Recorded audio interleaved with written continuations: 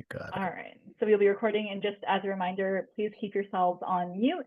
And if you have any questions, please feel free to drop them in the chat. Travis will also be keeping an eye on the chat for me and answering any questions and sharing some more information. Yeah. So I will get this shared.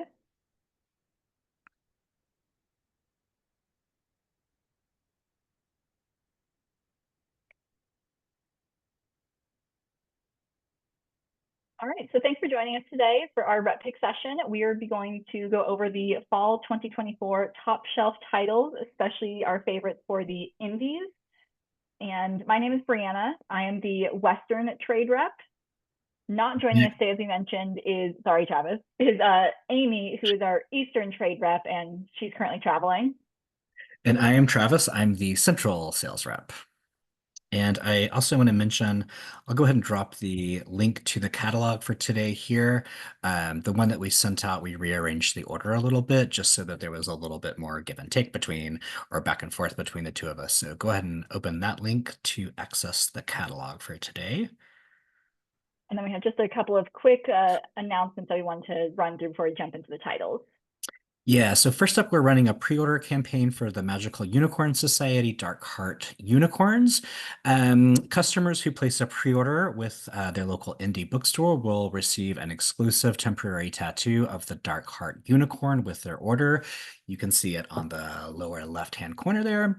To participate in this, bookstore orders must either be placed directly with your IPG rep, either me, Amy, or Brianna, or if you order through wholesale like Ingram, just share the quantity that your customers ordered with us via sales@ipgbook.com, and we'll send you those tattoos.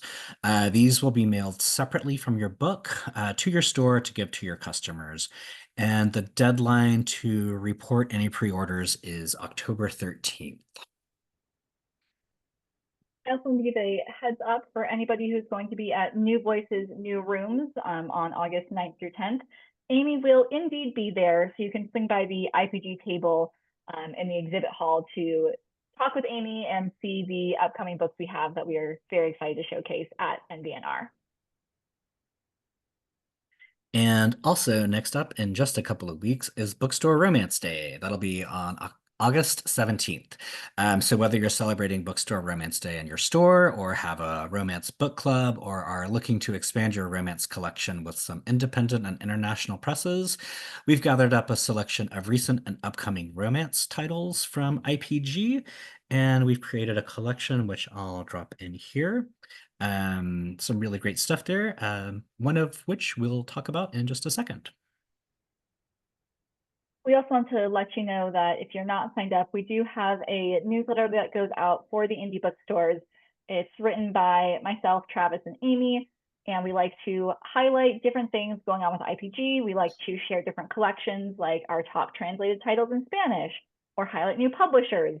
So if you want to hear what's going on, here's some updates about some of our books. You can sign up for the newsletter. Travis will also be dropping a sign up link in the chat. And I just dropped that there, so please feel free to sign up for that. Also, Brianna mentioned, and you have seen it since you're here, this is, we're going to be reviewing some titles, or all of our titles, in our fall 2024 Top Shelf program. And these are titles that were selected by our sales and marketing staff as the books that we're most excited about and think that we have the most potential, especially for indie bookstores. We are running a promo for our fall 2024 Top Shelf titles that requires a $200 net minimum spend of just top shelf titles. You get an additional 5% discount or 5% points off, net 60 dating, and free shipping on those. And we'll go ahead and look at our other promos after we wrap up this discussion. All right, so we can go ahead and jump into the titles that we have. Awesome. So first up is Malort from Chicago Review Press. I don't know if any of you are familiar with Malort. If you've never had it, I'm a little envious of you. This is a fantastic history of what is perhaps the worst drink you will ever taste. It's an extremely bitter Chicago-based liqueur that has been described as a forest fire if the forest was made of earwax. burnt tires with the strong flavor of the bug spray DEET. And also, someone said it's like if shame and regret were left to ferment before being distilled through an old sweaty shoe. So, despite how awful it tastes, it has gained a huge cult following over the past decade or so. So, this book was written by Josh Noel, who also wrote Barrel Aged Stout and Selling Out, and he tells the captivating story of how this unlikely drink became so popular. It includes a non-traditional love story between this guy who ran it sort of as a hobby for most of the 20th century and his secretary, who he was having an affair with, and who he ended up leaving the company to when he died. It includes information on Swedish history and their love of bitter fermented drinks.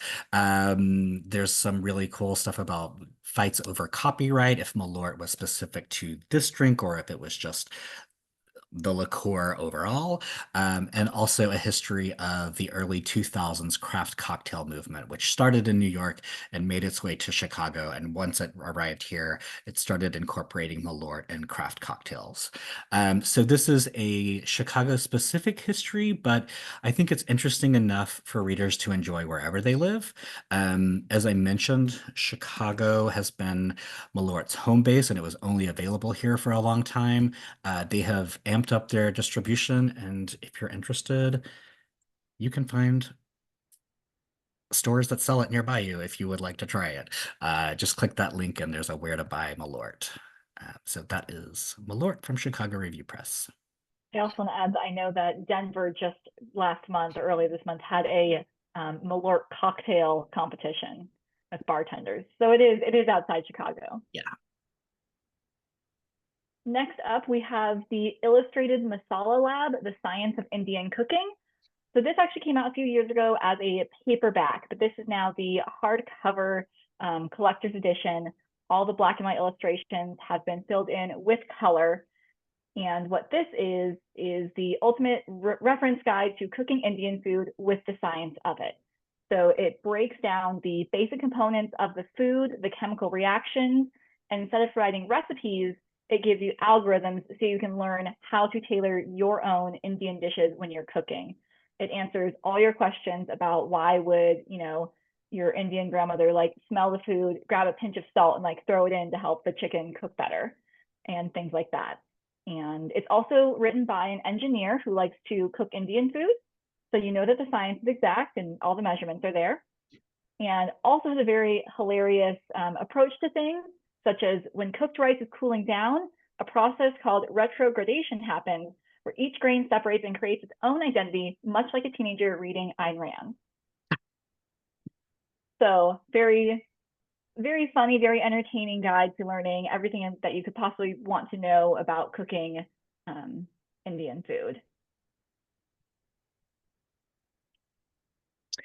Okay, next up from Disruption Books is We Choose To. This is a dual memoir of husband and wife team Curtis Boyd and Glenna Halverson Boyd, who are abortion providers who spent decades providing abortion healthcare in Texas.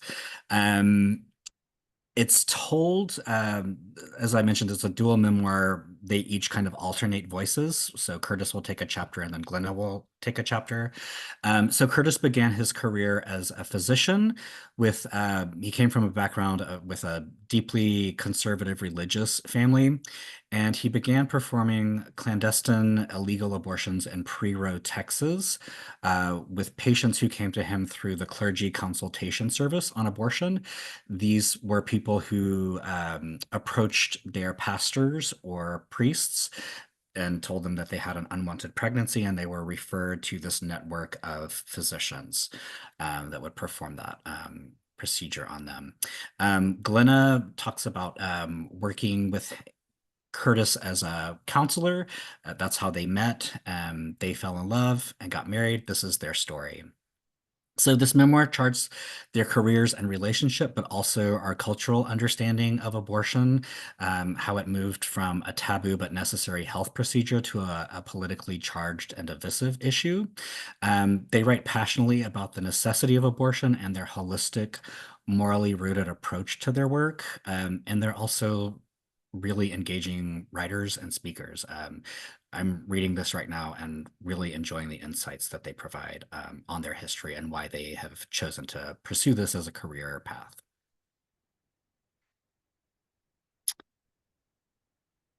Next up is Line in the Sand from Macmillan, Australia. This is by Dean Yates. And he worked as a war correspondent from Australia. He worked for Reuters during the Iraqi War. And in July 2007, two of his staff members were brutally gunned down by an American helicopter. This book recounts his experiences dealing with the death of his colleagues and subsequent bouts with PTSD, compounded by his moral wound, which was the devastation of what he thought he knew of the world and his own character and beliefs. After years of treatment, including several stints in a psychiatric facility, um, he's reshaped his view of the true meaning of life, and here's his journey to a better way of being. He's been to the blackest heart of humanity and come out with strength and hope. This is gut-wrenching writing.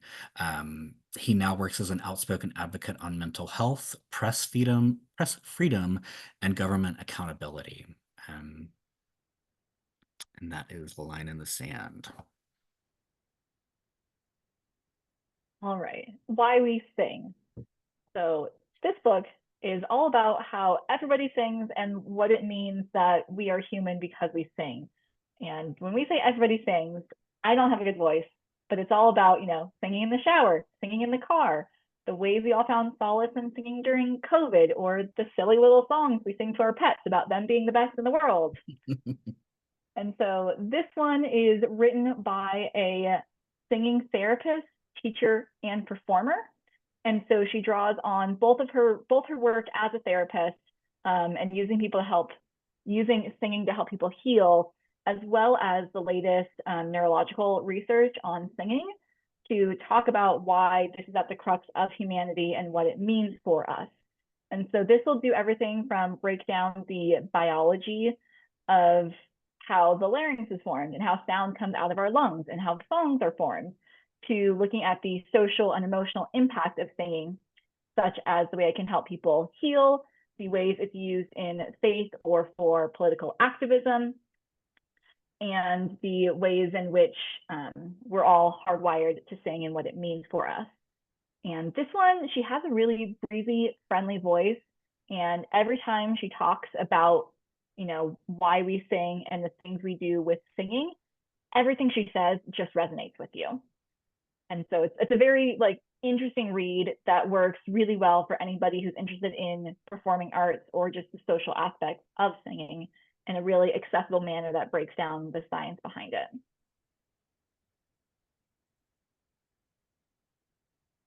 All right, and Mornings with Madden. So this one's fun for me as a Northern California person. But John Madden is a football legend, as you probably know. He was the face and voice of football. He was the namesake of the best-selling Madden NFL football video game, and he had the highest career winning percentage of any NFL coach. But this is a story of Madden not as this larger-than-life figure, but looking at a more intimate portrait.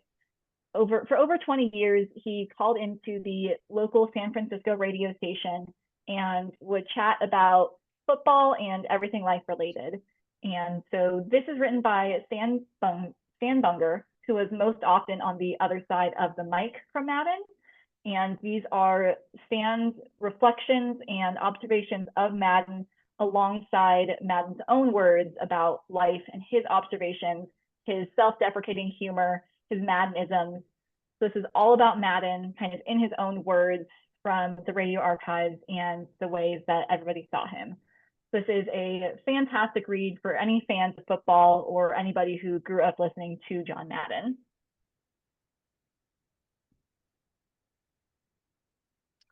Okay, from British Library Publishing, we have Scotland the Strange. So this is their next book in British Library Publishing's Gilded Nightmare series. This was edited by Johnny Mains and includes a horde of 18 strange tales from Scotland. You can't really tell from this image, but the cover has this really lovely foiling treatment. It includes gorgeous light blue in pages and text details throughout. The editor, Johnny Mains, also worked on last year's hugely popular Celtic Weird, which was a big seller for us. Everything in here comes from British Library's own archive, and these include Scotland's storied literary heritage, includes witches, ghosts, devils, and merfolk, and celebrates the works of treasured Scottish writers alongside rare pieces by lesser-known artists or authors. And it includes two tales translated from Scots Gaelic that have not been previously translated. This is a gorgeous package and just a really fun read. Very eerie. Think like foggy moors and craggy hilltops. Should be a really fun book for the fall. Also beautiful for recommended cases. What's that? It's also beautiful for face out on recommended cases. Yes, yes. And they make a really nice collection together, these other titles in the series. And then the next one we have is also from British Library Publishing. So this one is part of their Tales of the Weird series, which many of you may be familiar with. All books of the weird, and usually those are short anthologies compiled of writings from the British Library Archive. However, The House on the Borderland is their first novel, and they will be adding more novels to the Tales of the Weird series. And the design of these novels are meant to look similar to the Tales of the Weird. That way you can still have them together on your shelf and they will look nice for those collectors. But the design is also meant to set them apart just a little bit. So you can see that it's got an embossed cover on the front and the design is slightly different. And this one, The House on the Borderland, Terry Pratchett described this book as his big bang for weird fiction. And it also has a foreword by Anne Vandermeer that's all about why this is the perfect embodiment of weird fiction. And so this one, The House on the Borderland, is about a house that was originally published in 1908. And it's a hallucinatory account of a discovered manuscript, an enigmatic recluse, the cosmic beings, and a house encroaching on the bounds of reality itself. So if you want to dive into the Tales of the Weird with a really great and strange novel, this is the one to enjoy that full ride instead of just the short stories of Tales of the Weird.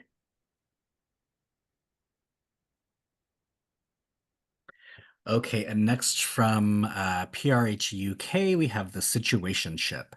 So this is going to resonate with anyone currently navigating the dating scene. If you are lucky enough to not know what a situationship is, they are relationships where you're more than friends, less than official, and definitely complicated. This has been described as the first unputdownable rom-com from Stormzy's Murky Books imprint. And it's written by debut author Taylor Dior Rumble, and it brings some much-needed diversity to the rom-com genre.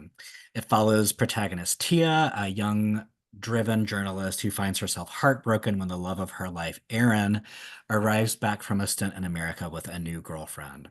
She sets up a Hinge account to re-enter London's dating scene and finds herself in an ill-defined romantic entanglement with a smooth photographer called Nate. She assumes they're on the same page, even though their relationship is riddled with red flags and devoid of any clear-cut definition. This book was selected as the most anticipated book of 2023 by The Independent, Huffington Post, and Bustle, to name a few.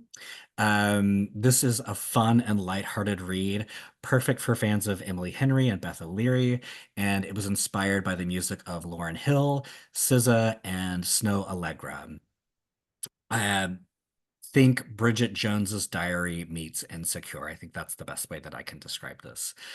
So this will also be included in our romance collection that I shared earlier for Bookstore Romance Day on the 17th. And a lot of excitement about that one too. And then next up, we have Violet Kelly and the Jade Owl. So Violet Kelly is Agatha Christie with a Beretta tucked into her French lingerie. So this is a historical caper set in 1930s Sydney. And Violet Kelly is a clever and determined young woman who has brought herself up from being an orphan with nothing to being the star of a upscale brothel. And the madam of the brothel, who prides herself on having created this safer haven and for women and this upscale brothel actually has a dark past, and an old associate of hers hunts her down to cash in a favor that includes a kidnapped girl and an ancient death curse involving the Jade Owl. But when Violet Kelly gets involved, she decides that she can't let anything happen to this kidnapped girl. And so she finds herself in this risky cat and mouse game as she wants to try to save this girl and figure out how to get the madam out of her debt, while Violet's past is also creeping up behind her. So this one I really love because of Violet Kelly herself, because she's a great character that has all this determination and gumption, but she's also just so kind-hearted, willing to help those around her. Like she's really, I think, the driving force in this novel for me is this main character. But this is a very, very fun, smooth read and lots of enjoyment with this historical caper. Okay, so next up is The Launch Party from Bonnier Books. Speaking of Agatha Christie, this has been described as Agatha Christie meets Andy Weir in the ultimate locked room mystery set in the first hotel on the moon. The plot follows 10 lucky people who have won a place at the grand opening of the Hotel Artemis on the moon. However, they soon discover that all is not as it seems. The champagne may be flowing, but there is no one to pour it. Room service is available, but there is no one to deliver it. Besides the 10 of them, they are completely alone, and one of them turns up murdered. So many mysteries have a loophole that it enables a killer to sneak into an apparently isolated setting, but in space, there are no such exceptions, making this the first truly locked room mystery. This is a fun, entertaining read that goes down very easy. So far, it's been very popular, and accounts have been ordering 2 or 3 copies of this. So this is one to pile high and watch fly. Many puns. Yeah. So that is The Launch Party. And next up is Caliban Shrieks, also or from PRH UK. And this is an amazing classic, lost classic of working class literature that was rediscovered in 2022 at Manchester's Working Class Movement Library by bartender slash go-go dancer Jack Chadwick. Part semi-autobiographical, part political screed, Caliban Shrieks tells the tale of Jack Hilton's early life. He was born into severe poverty in 1900, started work at the age of 11. He fought in World War I, lived as a vagabond, and worked a series of odd jobs, and was imprisoned briefly following a protest, and was released on the condition that he not speak in public for 3 years. So he wrote Caliban Shrieks instead. When this initially came out, it was reviewed positively by W.H. Auden and George Orwell, who Jack Hilton was friends with. They had sort of a literary friendship where they would discuss each other's work. Hilton fell into obscurity and quit writing when he became disillusioned by the elitism of the English literary scene, and he went back to working as a plasterer. Kind of disappeared. What I really enjoyed about this book is that a lot of the struggles that he discusses, people are still facing today, like wage inequality, unjust working conditions, the deployment of propaganda to shore up support for war, political infighting. He has some descriptions of his local Communist Party meetings. They're very funny. So I think that his writing still resonates and will still find a new audience when it's republished or later in September. And next up from Lilliput Press is Habitat. Lilliput Press is an Irish publisher, but this follows 7 people over the course of a week as their mid-century apartment building in Oslo starts inexplicably disappearing. The web of neighbors who live in this apartment block are connected by family relationships, long friendships and feuds, and casual glimpses of each other across their communal garden. As they're each affected in different ways, they fail to grasp that this is a shared crisis. They only focus on how these incidents affect themselves and not the fact that they're also happening to their neighbors. The neighbors blame and reach out to each other, never seeing the full picture, and their backgrounds all affect how they respond to the crisis in their own apartment and to what extent help and understanding is available to them.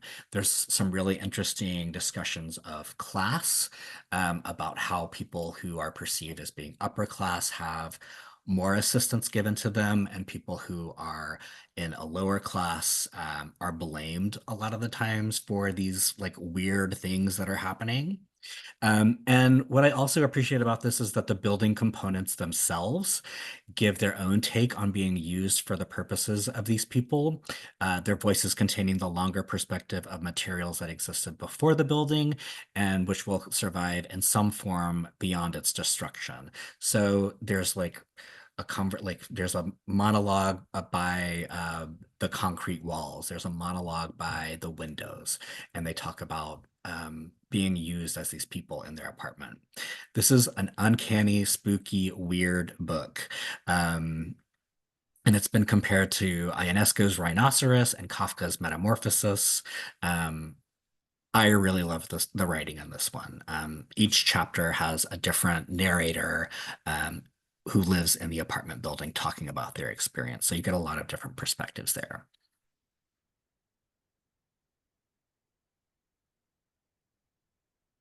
And next up from Book Hug Press, we have Dry Your Tears to Perfect Your Aim. And this explores connections between art and capitalism and how privileged people can be participants in struggles against oppression that might not directly affect them. This is a powerful anti-war novel and incredibly timely. It asks, what are the best ways to support political struggles that aren't your own? How can you be a good ally? What are the fundamental principles of a utopia during war? And can we transcend the societal values we inherit? Um, the plot of this book, a writer visits a war zone, obsessed and angry that his tax dollars are being used to help pay for foreign wars. And amidst the fighting, he stumbles into a small strip of land that's being reimagined as a grassroots feminist egalitarian utopia. And as he learns about the principles of the collective, he moves between a fragile sense of self and the ethical considerations of writing about what he experiences but cannot truly fathom. And I also want to note that Book Hug has previously published 4 other books from this author, Jacob Wren.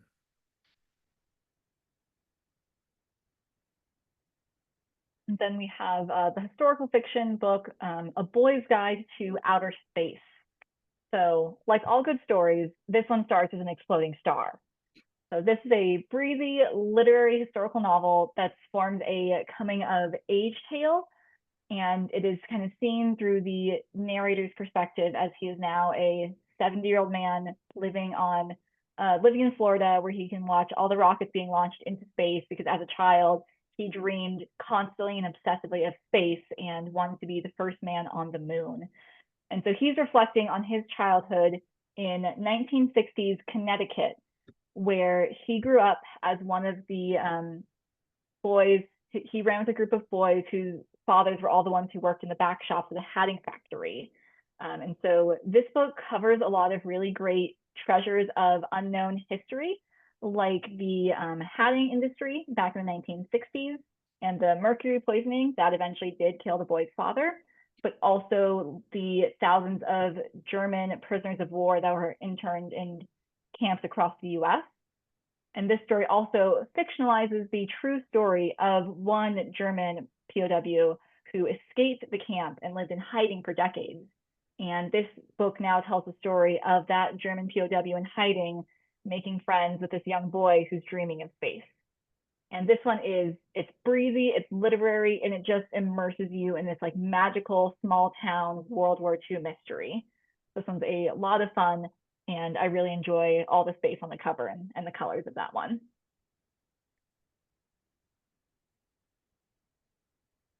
And Okay, then next up from Oldcastle Books is A Person is a Prayer. This is debut fiction from Amara Kalia, who has previously written for The Guardian. It's been described as intensely moving, lyrical, and wryly humorous, and I can confirm that those are all true things. I'm reading this right now and absolutely loving the writing here. This was shortlisted for the Unbound First Prize in 2022, and it was initially published in the UK. Um, and so the story is told over the course of 3 single days across 6 decades. It's a family saga that centers on the Betty family and culminates in the journey of three siblings to spread their father's ashes in the Ganges River. So the first day or the first part of the book is set in 1955 when Betty meets his future wife, Sushma. It's an arranged marriage, and they have this really fantastic scene where they're walking in a garden together and talking about their hopes and desires for the future, how they can find happiness together. It then picks up in 1994 with them being married for a couple of decades and having three children who are now starting families of their own. And then it ends in 2019, which with each of the three siblings having a long chapter talking about the death of their father. The book takes inspiration from the author's own family's journey from India to Kenya to England and explores how a family strives to care for each other and find happiness through multiple migrations and the ever-shifting nature of home. This is lovely writing, perfect for fans of character-driven literary fiction, family sagas, and stories capturing the immigrant experience in the same vein as Ali Smith, Jhumpa Lahiri, and Monica Ali.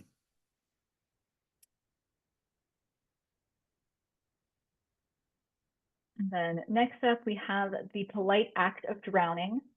This is an elegant and atmospheric literary coming of age story set in small town Michigan in the 1980s.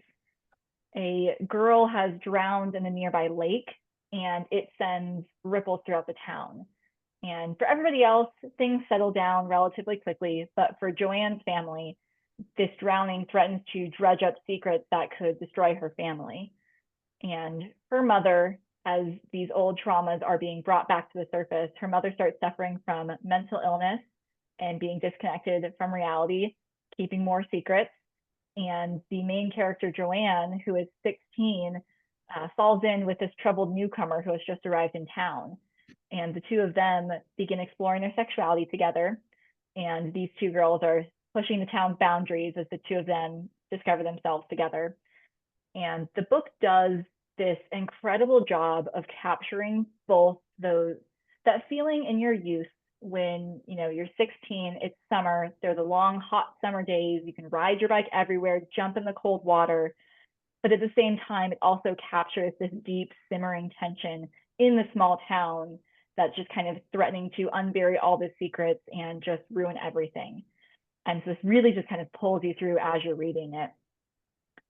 And it does a great job of dealing with the generational trauma, talking about discovering of your sexual identity, the silence of women drowning in their daily lives.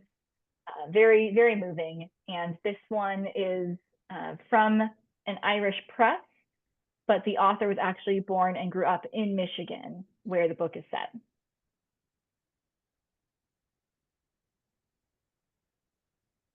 And then we have Wolf Tours, which is the first book in the eco poetry series from Fulcrum. And this one is by a Denver author, which is fun for me as a Western rep. But this eco poetry is about a ecotourism company run by wolves. So you have people who are joining this tourism company run by wolves who are looking to immerse themselves in this wild experience. And it is very surreal with lots of different poems that really change the format, and they all kind of look different as you look through them and they kind of read in different ways. But it's a sustained dialogue between an endangered species and the species that cause their endangerment. And as you go through, there's lots of tension in here as it implicates humanity's part in destroying the world around us and the way we've destroyed nature, even as we continue to exploit it and grieve its loss. It also looks at eco grief and this fear of death that we all have to confront as these people are on their human tour. Um, and also the ways in which we exploit nature in order to find ourselves and take advantage of these ecotourism countries or ecotourism companies. And so this one is a really great, like, different read that will just immerse you in this surreal world with the Wolf Ecotourism Company, and just pulls you through as you kind of read it, and you're just immersed in all these thoughts about nature and kind of caring about the environment. I'm also really excited that there will be more eco poetry coming from Fulcrum, and the author of this, Elise Knorr, will also be the editor for the rest of the series. So I think we'll continue to have that really nice tone that looks at the different ways in which we interact with the world around us.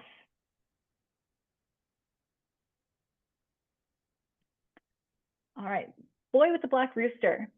This one was described by the publisher as absolutely bonkers, which made me read it. And after I read it, the only thing I could kind of coherently say at first was, yes, this was absolutely bonkers. But this is a very short novel in verse translated from German.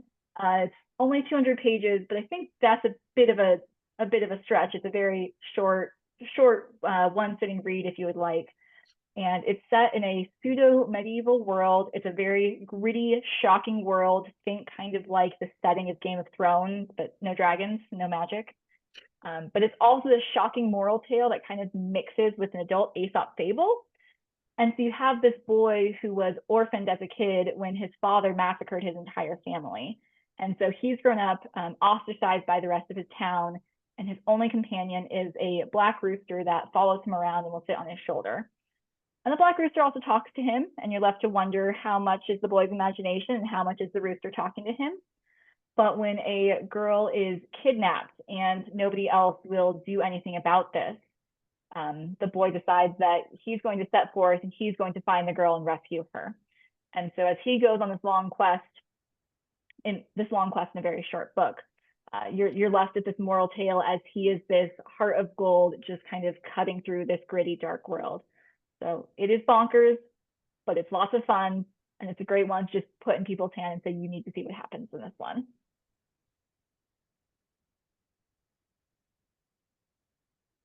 And then we have The Panda's Child. So this is by Jackie Morris and Kathy Fisher.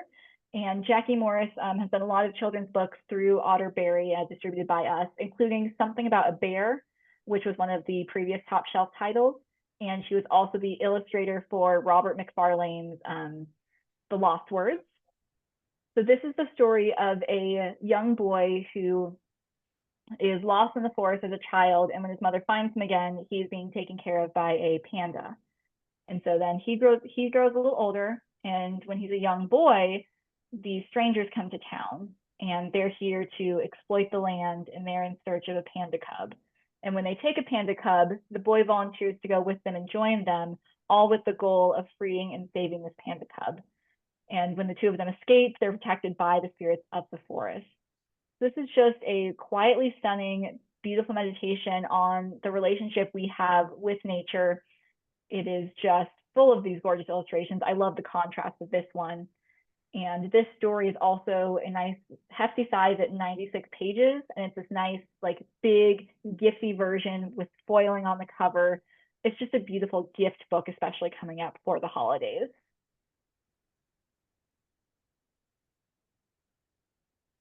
Okay, next up we have Becoming Margaret Ling Tan from Marshall Cavendish. And this is a picture book biography of Margaret Ling Tan, who is a Singaporean musician known as the world's first toy piano virtuoso. She also suffers from OCD, and this book discusses her struggles and shows how she uses her compulsive counting in her music playing. I also really love the illustration style here. Tan studied at the Juilliard and was the first woman and the first Singaporean to graduate with a doctorate from the school. She was mentored by John Cage and began to explore new ways of playing the piano, eventually becoming known for her experimental work with toy pianos. Um, what I also appreciate is includes some helpful discussion questions in the back, along with QR codes that link to her performances on YouTube. They're fantastic just watching her play. And this is perfect for children interested in music, interested in learning more about Asian Americans, or children who might be dealing with OCD or compulsive behavior. Just a really fun look at someone that I had not heard of until I saw this book. And next up, I told you we would be seeing this again, and I didn't lie to you. This is Dark Heart Unicorns from Michael O'Mara. This is the next book in their popular and beloved Magical Unicorn Society series, and it explores the shadowy and mysterious world of a family of unicorns called the Dark Hearts. So, previous books in the series have focused on the 8 unicorn families, or blessings as they're known in this universe. This book focuses on the previously undocumented, secretive ninth blessing, the Dark Hearts. It brings together 9 untold stories of their creation and banishment, as well as stories about special encounters with the Dark Hearts from all over the world. It features beautiful illustrations, which you can see here, a really lovely foiled cover, and fact files which examine the unique features and special powers of the Dark Hearts, as well as tips for how to spot them in the wild. I think this is perfect because who doesn't love the idea of goth unicorns? I mean, this is coming out right before Halloween, I believe. So perfect for Halloween and for the holidays. And just a side note that readers can join the Magical Unicorn Society online and take a quiz to determine which unicorn family they belong to. And I think I'm one of the the ice warriors or something. I'm a water moon. Okay, good. And next up, Sherlock Bones has finally made it to the US. Yay! So this is the 5th book in the very popular Sherlock Bones series. These are an early reader series featuring Dr. Sherlock Bones and his sidekick Catson. And the two of them will solve mysteries in this interactive, puzzle-filled book that is full of different activities for children to complete as they read. This is a nice little fun early reader series. It is chock full of animal puns. And so in this one, now that they have finally made it to Manhattan, the two of them are receiving an award when they hear that there is a villain who is planning to spike all the water in New York City with catnip, which will make all the cats go crazy. The two of them embark on a wild journey across the US to try to catch this villain. It takes them across the places such as the Statue of Liberty in Central Park, Niagara Falls, Mount Rushmore, Alcatraz Prison. When I tell you it is full of puns, I am also not lying. So this one is a very fun adventure. It is the perfect time to get into the Sherlock Bones series, whether you're familiar with it or not. There are several previous books, but it also does stand alone. So you can kind of jump in with this one if you think that your readers will be most engaged with all the US-based name puns. I still can't believe they didn't call it Manhattan. Well, they also had Alcatraz Prison. Right? Oh, I guess there's both. There's both. Sorry. So yes, but definitely a very fun series, very engaging and great to read aloud. And We Could Be Something. This is probably one of my favorite books from this catalog, hands down. But this one is the story of 2 teenage boys in Sydney, Australia. And one of them has come to the city because his dads are breaking up. So one of his dads packed him up in the middle of the night and they flew to stay with his grandmother in their big Greek family cafe. And now he's living there as he's watching his dad's marriage struggle. He's still trying to find himself. He doesn't know what he wants to do with his life. And on the other hand, you also have the story of the different boy, Satiri, and he knows exactly what he wants in life. He's already a published author at 17. He's going to be world famous. He is too driven.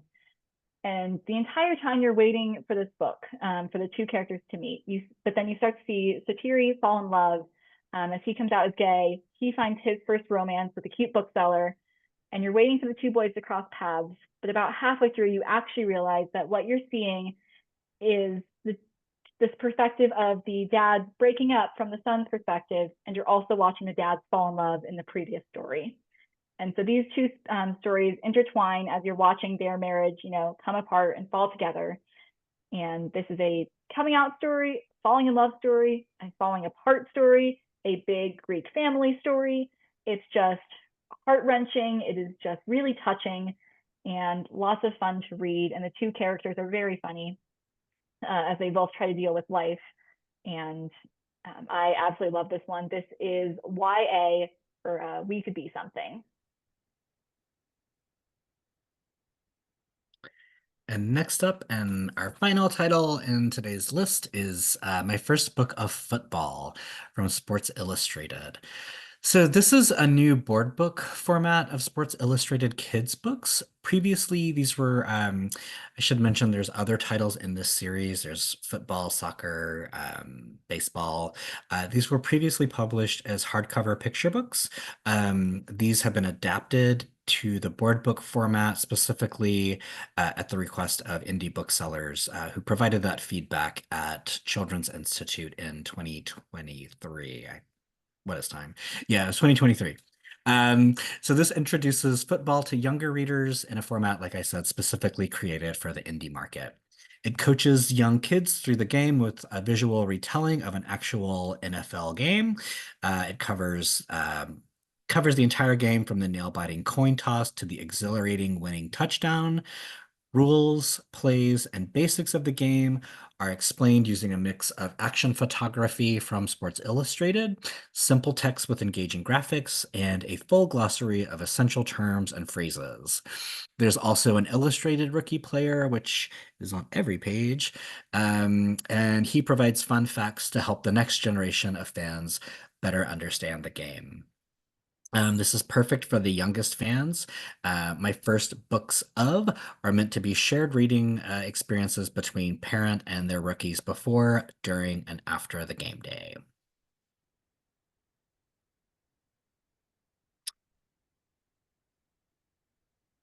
And that Yeah. is actually the last of our top shelf titles. So I just want to jump back over here and remind you that we do have a couple of ordering specials for the fall. We do have a top shelf special, so $200 net minimum order of all the titles we just discussed receives an extra 5% discount and net 60 dating. And we also have other specials for both the front list and the backlist titles that we currently have going on, which are nice for the holiday season if you're stocking up. And I just want to mention that each of these can be used once per season. So you can submit a top shelf order and receive the discount on that. You can submit a front list order and get that discount, and then also a backlist order. And just make sure to send those directly to one of us as your rep, including Amy if she's your rep.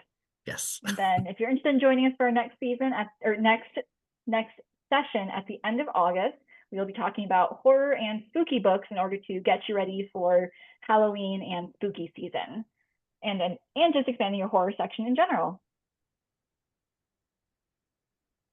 So if you have any questions, please just let us know. The contact information is here. And as we mentioned, Amy is the Eastern rep who couldn't join us, but she is also wonderful. And you can also find us all on Instagram as well. So thank you so much for joining, and let us know if you have any other questions. Yeah, thank you for joining and for providing us with your attention. Really looking forward to sending you some of these books. Very excited.